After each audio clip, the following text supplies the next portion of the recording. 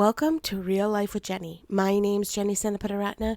Grab your favorite drink, get a snack, and we'll get started.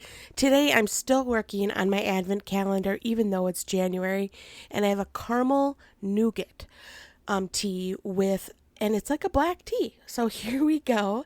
And I'm still eating the Christmas cookies. So I have Christmas cookies from a great friend that are called The Cookies. Yum! They're like a sugar cookie, but there's something a little special about them. So let's get real. I am excited about the new year, yet I'm a little apprehensive. Every new year, I get excited and I think we can do this. And then I'm like, wait, now we're doing this. So this year, I wanted to come on and tell you once again what my word for 2024 is. Now, I've told you my words every year. Last year, it was ensure, and that did not go well. I really learned very little. I'll be completely honest. I was like, maybe I missed the mark, and that was not actually my word. Not 100% sure what it was for. But about in September, God started bringing this new word into my life, and it was popping up everywhere. It became a theme in my life, and I was like, great, I'm done. In fact, the day after Christmas, I was like, great, I'm almost done with this word I picked up in September and I can let it go. And I really felt like, no, you need to spend the next year, maybe more, having this word part of my life. So the word, drum roll please, is rewrite. I know you're like, that's not that exciting. And you're right, it's not. But I am walking through a season of rewriting things. So no, I'm not rewriting my book, and no, I'm not writing my next book. Those things are on pause. I really feel like God has other things going on that I'm working on and working through, and this is one of them. So I am a person that has lived in fear a lot of my life. Trauma and different pieces have really been a benchmarks in my life. Even as an adult, 5 years ago, I just got out of the hospital from a kidney stone attack. And I'm like, okay, today I'm going to rewrite what this day in history means. Because I look at that picture and I remember all the information that was happening at that time and the trauma that I felt during that moment. And thinking, how am I going to do this? I have to go back to work. I have all these pieces that need to keep going. And when you get as sick as being in the hospital for 3 days, it's hard to kind of jump back. That's just the truth. And so this year, I really feel like God is having me rewrite things that have held me back, that have defined part of who I am. So let me explain a little bit more. A few months ago, I talked about going out for coffee or lunch with someone as part of this rewriting process, and I've never really come back to it. At least I don't remember coming back. So if this is a repeat, I apologize. But several years ago, before we started our ministry, Christ Connection, which was 18 years ago, so more than a couple of years, we actually were in a church plant. We started a church, we ran the church, it was really great, and then it completely fell apart. I mean, it was a complete and utter failure. It just blew up in our face. And since then, they have planted a church in the same area that we planted our church. And I have avoided that pastor's wife at every event and anywhere I go for years and years because I'm so intimidated that they've been successful and we completely failed. And so I reached out as part of this rewriting my history and rewriting the hurts of the past and things that I've put in place. And I reached out and I said, let's meet for coffee. She had no idea who I was. Like, she had no clue, which is perfectly fine. I am not someone that a lot of people know. And so we met, had coffee, and I'm going to tell you something. It was not extraordinary. It was not It was fun to meet her. It was fun to hear about her life, hear about the churches going, celebrate with her, pray with her. That was really great. But it was not a life-changing moment. And I realized in this rewriting process that God's walking me through that it's more about taking captive my thoughts. So I have to drive by this new church almost every time I see my mom, because she moved. And before I could avoid that they had a church in the area and that pain and that, reminder of how we failed. And now I have to drive by it every time I go to my mom's house. And it's just a reminder to take captive that thought for me. It is not necessarily that I'm completely healed and that I'm like, oh, I've let go of that pain, which I feel like I am letting go of the pain, but it is rewriting that and saying, Lord, I'm going to pray for them. I'm going to pray that they're successful even though we were not. And taking captive, not allowing that to become a pattern in my life that is negative. So that is a lot of this rewriting. Now, I don't know what God has for 2024 with this word, because when he gives me a word, normally it takes on a life of its own, right? And I don't really know what he's got in store for it. But I do know right now that's what I'm doing.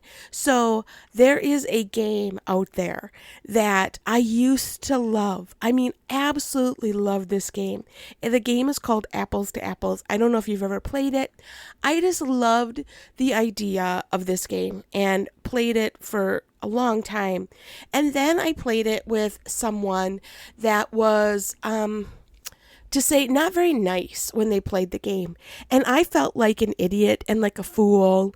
And there was a lot of making fun of and belittling. And I actually stopped playing this game because it became a place of pain for me. And it became a place of reminding of how stupid I was really what this game represented in my mind. So anytime anybody would bring out the game, because it's a great game for like big groups, they'd say, hey, let's play this. And I'd be like, please, no, I really don't want to play it. Like, I'm not one of those people that send back food. I'm not one of those people that complain about anything. I can pretty much be like, oh, it's fine. I'll just pay the extra. It doesn't really matter. But this game, I've always said no, because it makes me feel like I'm stupid. And it makes me feel like I'm a little person. And that there's a lot of pain in this. And you're like, Jenny, it's a game. But it's become a defining moment in my life that I remember things that were said and how I was made fun of and how I was called stupid and not worth anything. And so I was at my in-laws' house on Christmas Eve, and they're like, let's play this game. And I was like, no, I'm not playing that game. And I got home and I had a come to Jesus moment. And it was like one of those real, like, I felt like God was like, Jenny, I gave you an opportunity. I gave you the opportunity to rewrite that moment, and you did not do it. And I was like, oh man, it's a game, Lord. I just didn't want to play the game. And he's like, yes, but you have to realize that you're not stupid, and the game does not represent those things. And you're like, Jenny, this is really weird. So now I've asked my mother-in-law if we can get together and play the game. Just because, not necessarily that I think I'm going to enjoy the game a whole lot, but I need to remember that my past does not define my future. And that I have to take captive those thoughts and those feelings and say, just because it happened once doesn't mean it needs to happen again. Now, I was talking with my husband about my word yesterday. Because that's what I do. We just talk about all kinds of weird stuff. But I was talking about the word, and I said, it's not necessarily that I need to recreate that moment. I do not need to bring that person back and play the game with them, because that is just going to bring back the exact same result. So I'm not going to bring that person back and play the game to try to get a different result. That's not what I'm saying. I'm saying that I need to deal with my emotions and my feelings and bring them to God and say, God, I'm afraid of this. These are my feelings. These are my emotions when it comes to this. And I need you to help me rewrite it. And I need his help to rewrite it.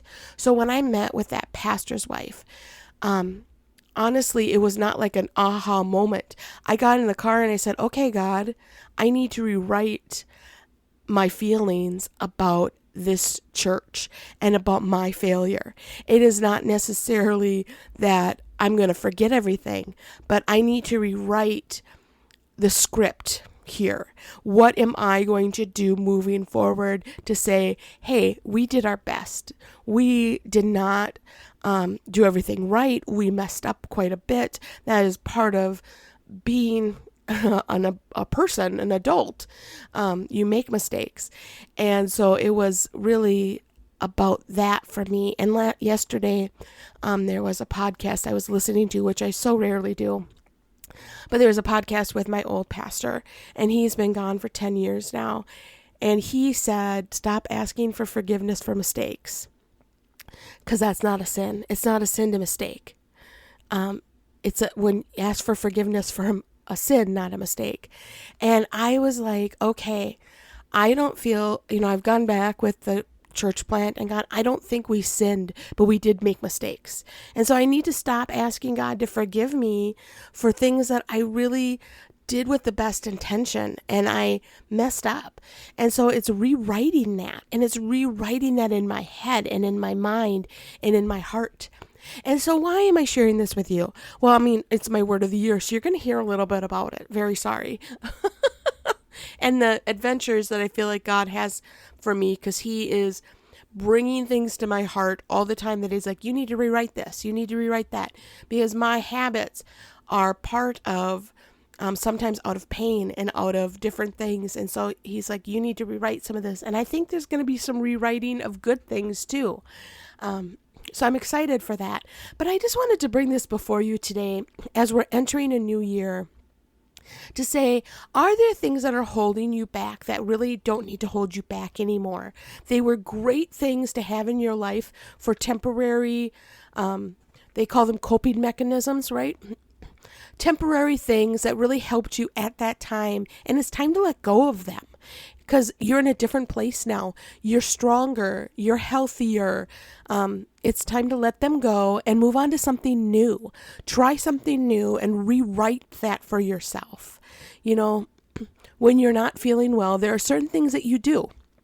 You drink chicken noodle soup, but once you start feeling better, you move on to new foods. You don't just stay there. You don't just drink chicken noodle soup for the rest of your life because that's all you have.